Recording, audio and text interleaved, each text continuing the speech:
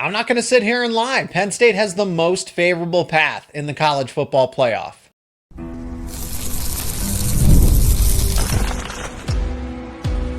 You are Locked On Nittany Lions, your daily podcast on the Penn State Nittany Lions.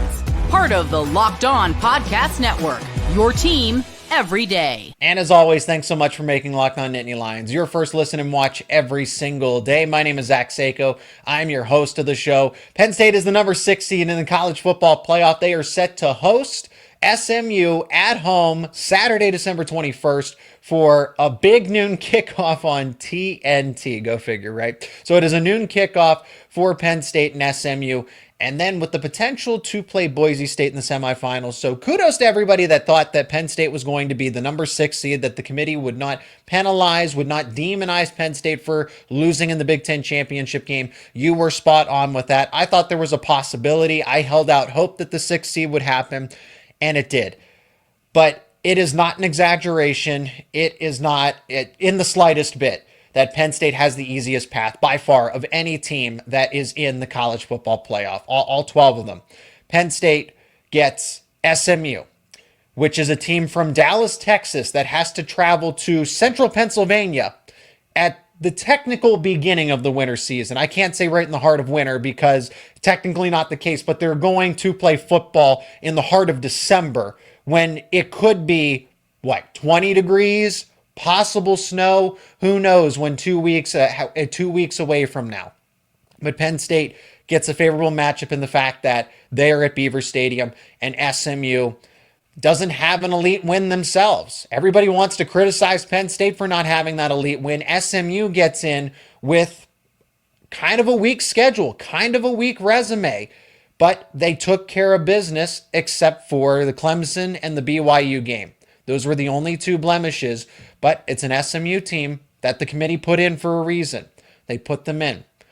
SMU, for Penn State, this is a matchup that favors them in a lot of ways. They have a lot of talented players. They are well coached. A little bit of some quarterback drama earlier in the season, but they settled in clearly with Jennings. Kevin Jennings has been able to take them to that next level and get them to the college football playoff because Preston Stone was supposed to be the guy, and it never ended up being that way. But then you get to the semifinals. If and when, right, speaking into existence, if and when Penn State beats SMU, then it's Boise State. Boise State catching a lot of breaks, being that number 3 team as the lone group of 5 school. SMU moving from the group of 5 to the ACC, okay, but now they're a Power 4 team. And now Boise State being that lone group of 5 team. This is, if you power ranked all of the teams, objectively speaking, these are the 2 lowest teams per power rankings in difficulty, SMU and Boise State. And Penn State gets to host SMU, a school from Texas, in the middle of winter, or at the beginning of winter, in the middle of December, and then play Boise State, that group of 5 school. But here's the other part of it too, why Penn State has the most favorable path of any school. They get to avoid the mismatches that are Oregon and Ohio State until the very end, if that happens. Oregon and Ohio State one of them's going to knock out each other.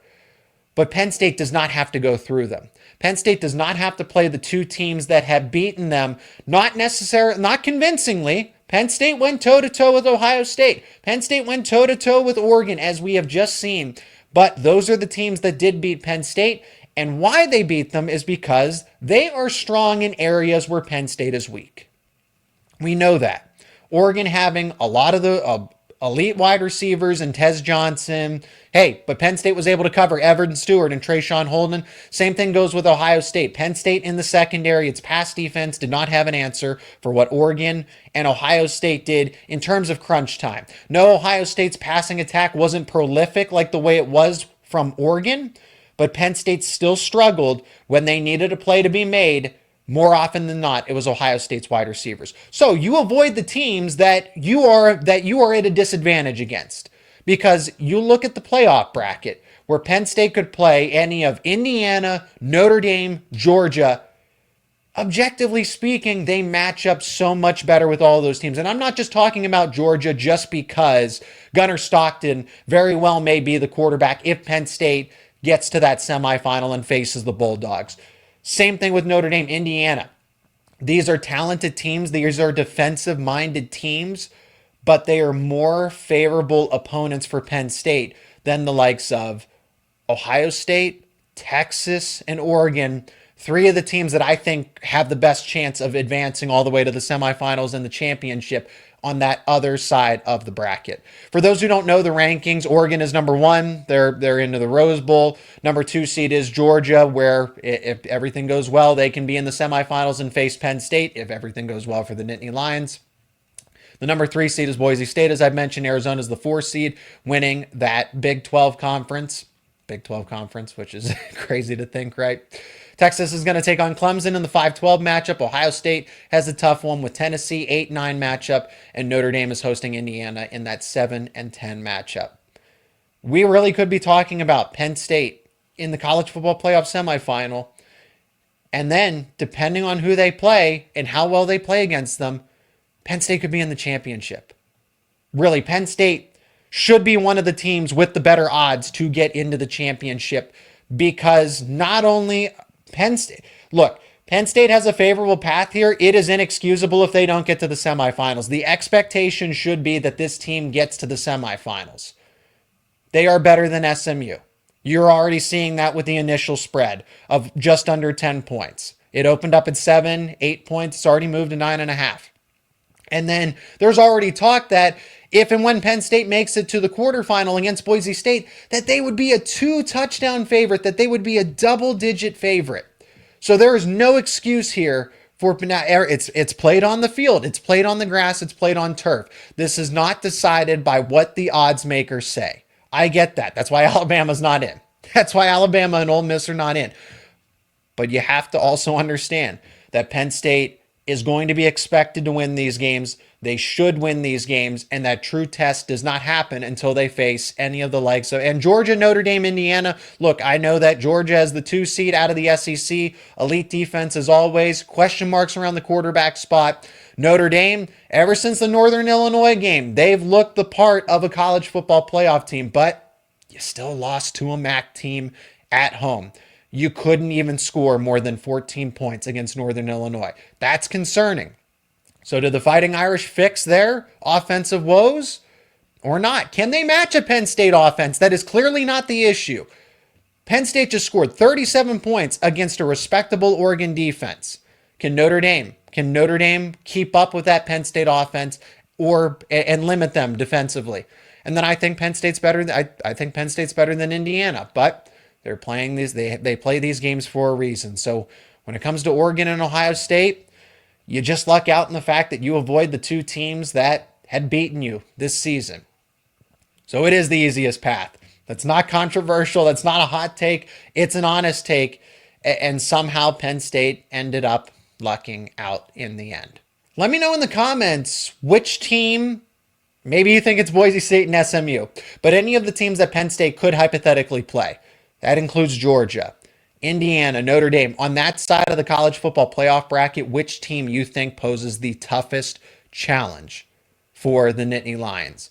Georgia's got an elite defense, but Notre Dame and Indiana are fairly balanced. I think any of those 3 teams could advance through to the semifinal. I genuinely believe that. Now, I think that Notre Dame has the best chance.